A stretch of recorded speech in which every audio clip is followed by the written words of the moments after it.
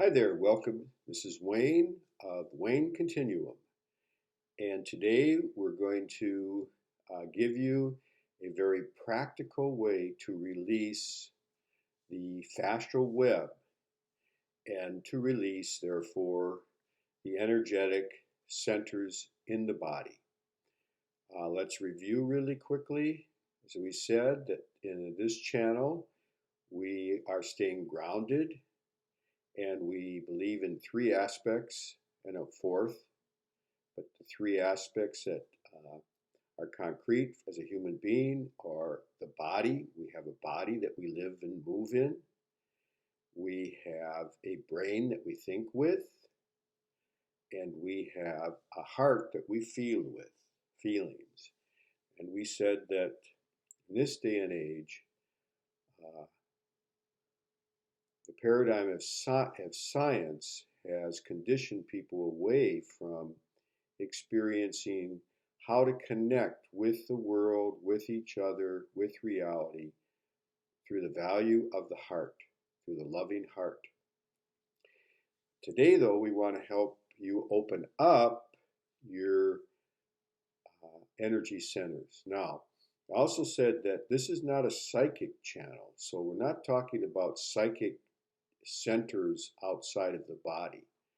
And we're not talking about psychic gifts, because the gifts we're talking about are not psychic, they're actual powers, they're actual gifts, gifts that come from the central core line, the miracle of the Holy Spirit. So the gifts are freely given, they're received without any effort, without any will, they're received as a gift.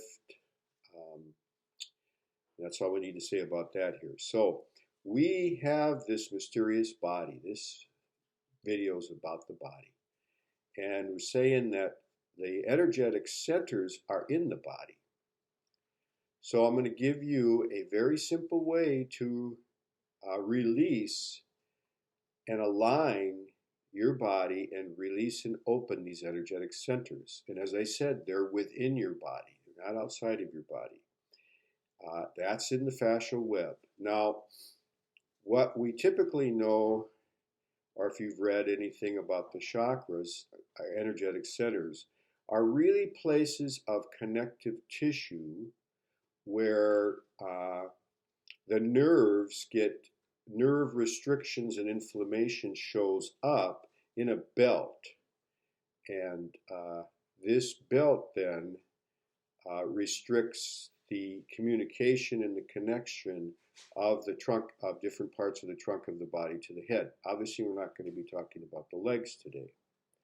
So that's what we mean, that we actually have these belts of connective tissue that where restrictions reside, and that's really where one part of the body connects to another part of the body. So let's just go over this real quickly.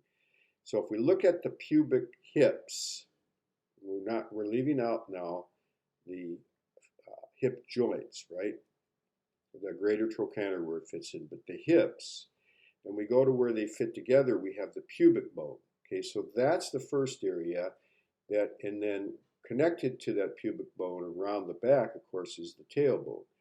But we're not going to be working on with our backs directly at all today. So that's the first one.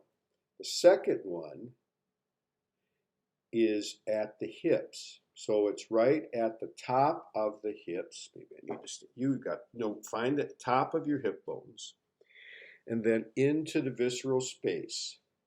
Okay, that's the second one.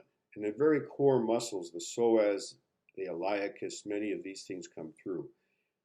And that's the second one. The third one is at the rib cage, the costal arch, at this rib cage. So that's the third one. And each one of these is associated, and we're not going to go into that today, with a different sense of consciousness. But that's not what's important. This is the third one. The fourth one is in the heart. For our purposes, is at the sternum. So we go above the costal arch into the sternum.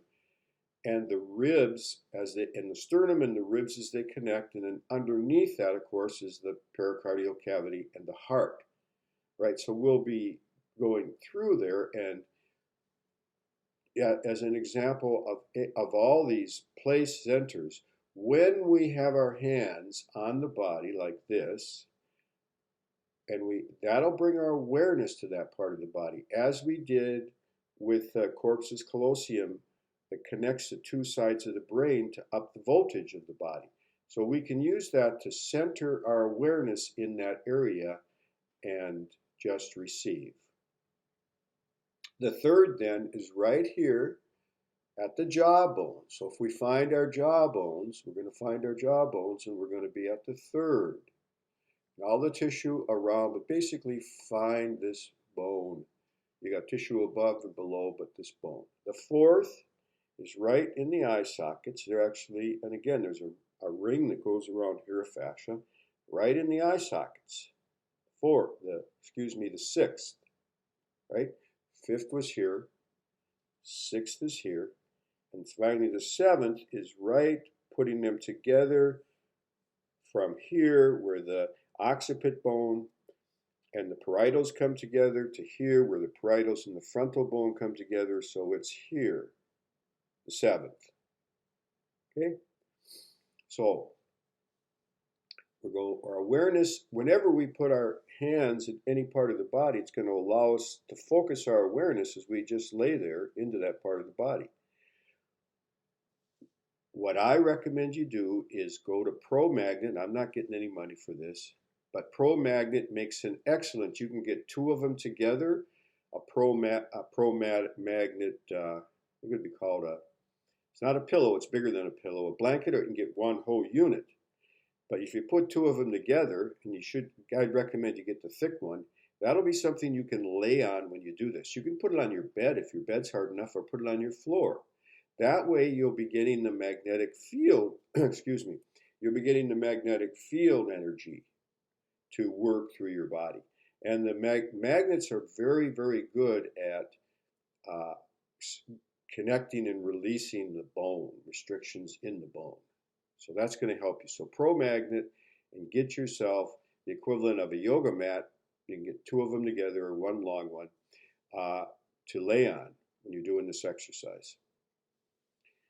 Again, I'm not getting any money. It's just that that's what we have. So now, same position. You're here. Let's just use the chest. It's going to be the same. Down on the rib cage, right? I said down at the top of the hips, finding the bone at the pubic bone, right? So wherever we are, we take the diaphragm, and the whole different awarenesses and restrictions you're going to become aware of.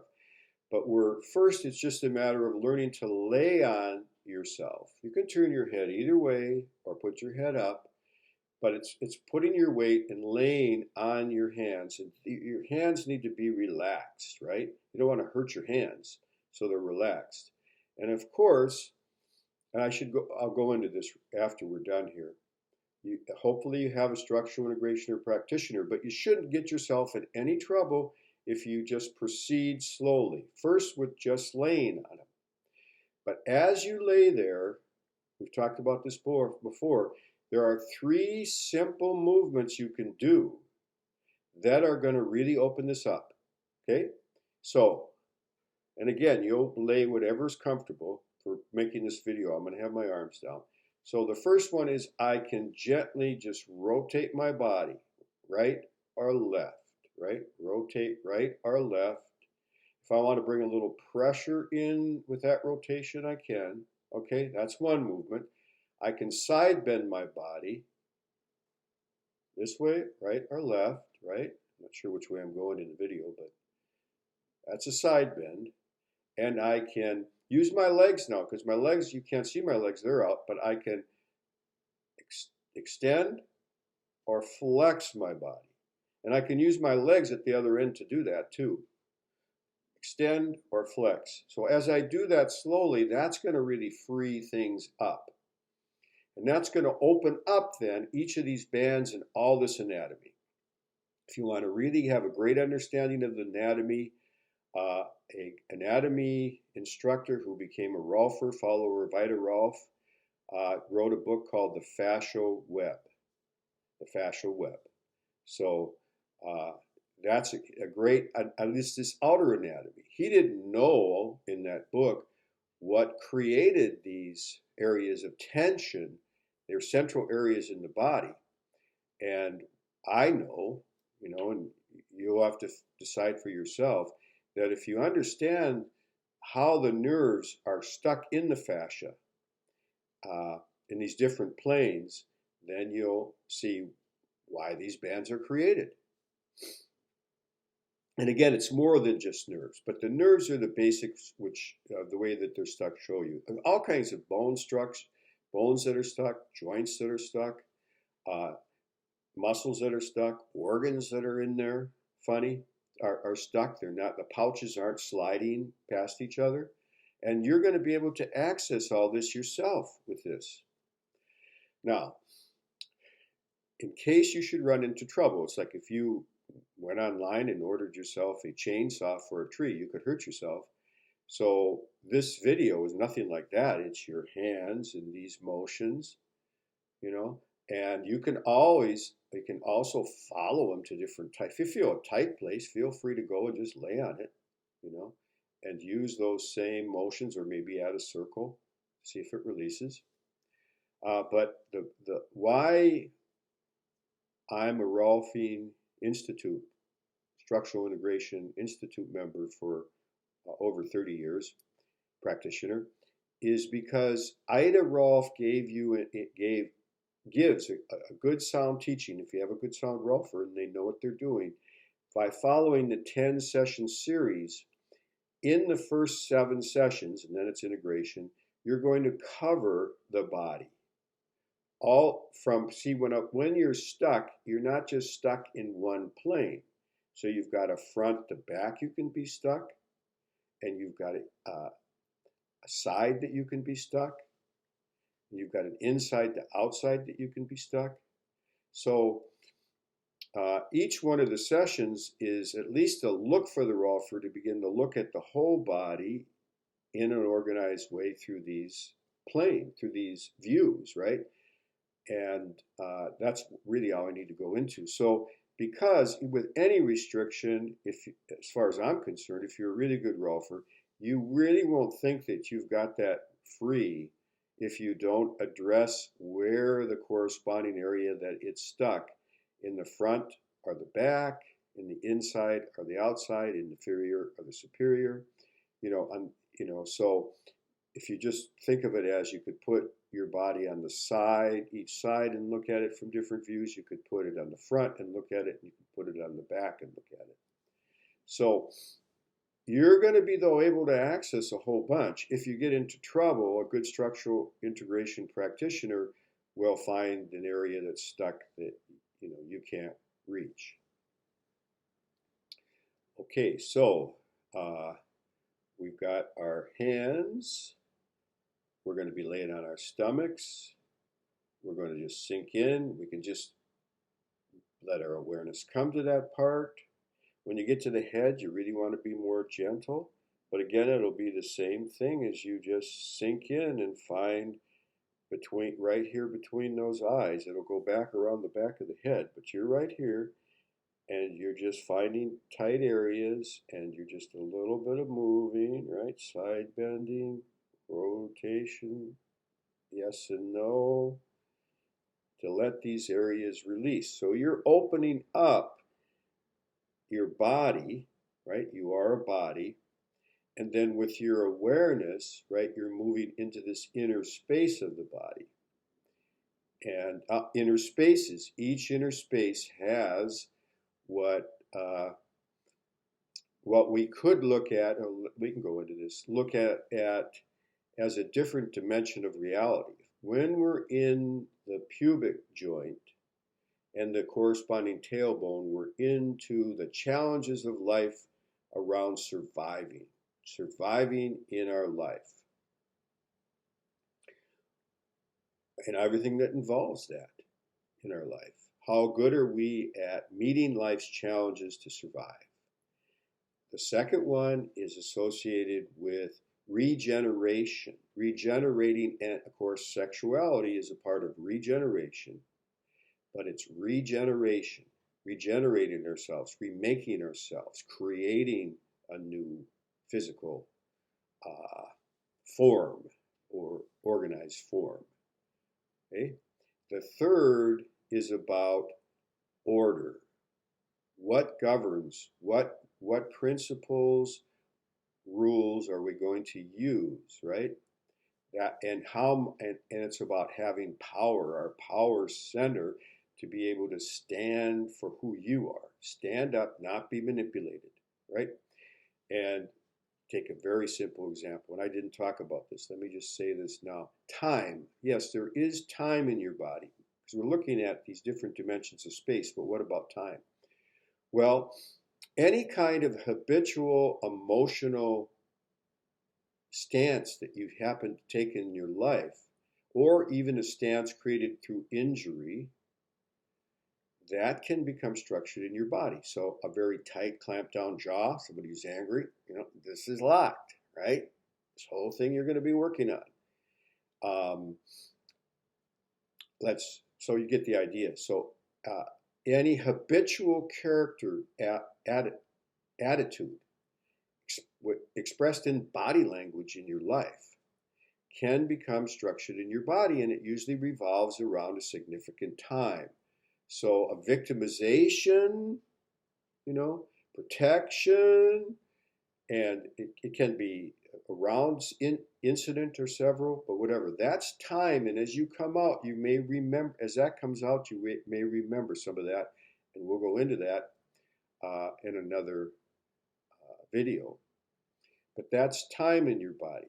So to get back to just what we were saying, just on with this time aspect, if over time you've taken a banana posture, so your pelvis is thrust out in front of you and your back is back, if I were to come up to you, I could just barely touch you and push you over.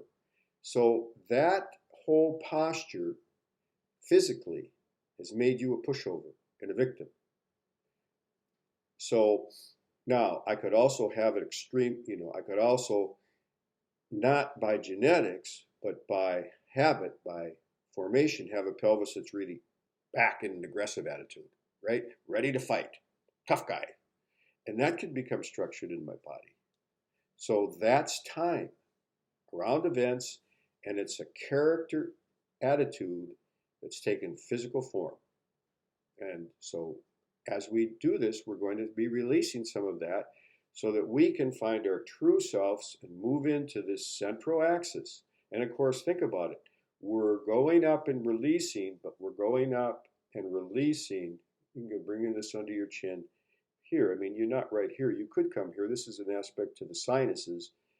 But basically you're here and here. They're opening up this central axis, and you're letting your awareness sink in as your hands are doing, as you're bringing your weight onto this. Now you can do this without a magnetic pad, but a magnetic pad will make it more effective for you as a tool. Okay, thank you very much.